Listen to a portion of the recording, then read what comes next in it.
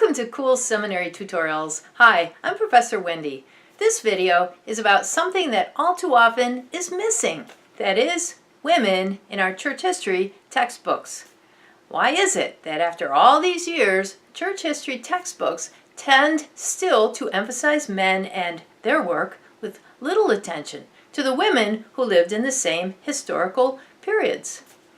This video is about where were the women in the history of Christianity? How much do we know about the women who have gone before us in the history of the church? In the 1980s, there was a flurry of scholarly detective work that tried to answer this question. The good news is that many books and articles have since been published to tell the story of the previously largely unknown history of women in the life of the church. Unfortunately, not enough of this great research has found its way into the writing of introductory church history textbooks.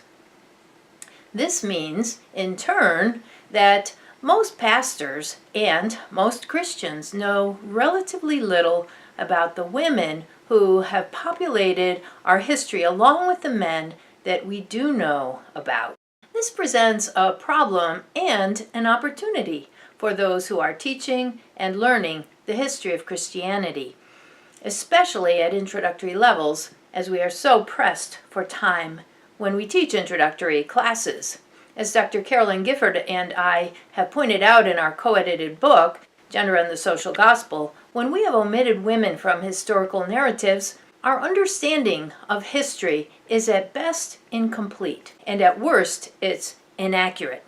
How can a story be accurate when it leaves out half of its participants? Imagine the story of Romeo and Juliet without Juliet.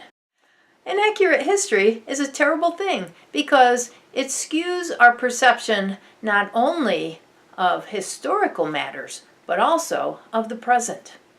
Where would you be if suddenly your mother and grandmothers disappeared from your consciousness? All they had taught you and all you had experienced with them. How would that affect your present life if these memories were gone? Although we now know far more about our spiritual mothers and grandmothers than we did 35 years ago, the question, where were the women, remains an important one. How do we go about finding the women we should know about, those who have long been largely missing from our church history textbooks and narratives? The answer is a ridiculously obvious one. We must care enough to look for them.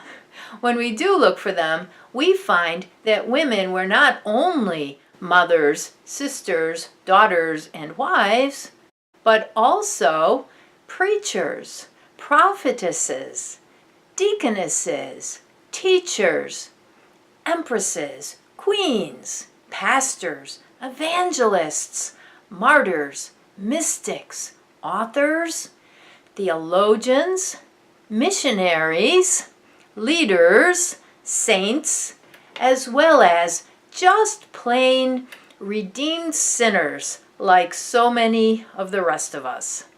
Perhaps we cannot find them all, but we can find many of the women who were our ancestors in the faith throughout the history of the church. We have as much to learn from these women as we do from the men who have gone before us. Like the researchers who have gone before us to learn the stories of our spiritual foremothers, we also must ask, what were most women doing in the various periods of history that we study? How were things the same and how different from men's experiences? What did women believe and why? How did women spend their time? How did women fulfill their life's calling? How were women educated? How did women participate or not in society, in church, in politics? How were women's lives ordered or regulated? What freedoms did women possess, and what restrictions hemmed them in various times and places? What were the social rules by which women interacted with each other, with men, and with children? To begin to find women in history, social historians in the late 20th century led the way using basic primary research materials. Things like letters, ancient manuscripts, journals, church and social records, artwork, and other resources to search out the clues that would tell them where were the women and what on earth were they doing that was hidden in secrecy for centuries. Nowadays, there are many fine published resources we can look to in answering the question, where were the women? In upcoming videos, we'll be consulting and featuring some of these.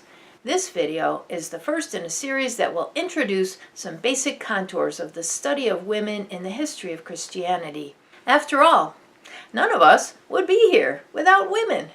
Women not only brought us all into the world, they have also factored instrumentally in the history of the church and in the mission of Jesus Christ in the world. Now that we've set the stage, I look forward in future videos to exploring with you, where were the women in the history of Christianity? If you like this, please give it a thumbs up and click that subscribe button for more. I'm Professor Wendy. Thanks for watching. Have fun learning.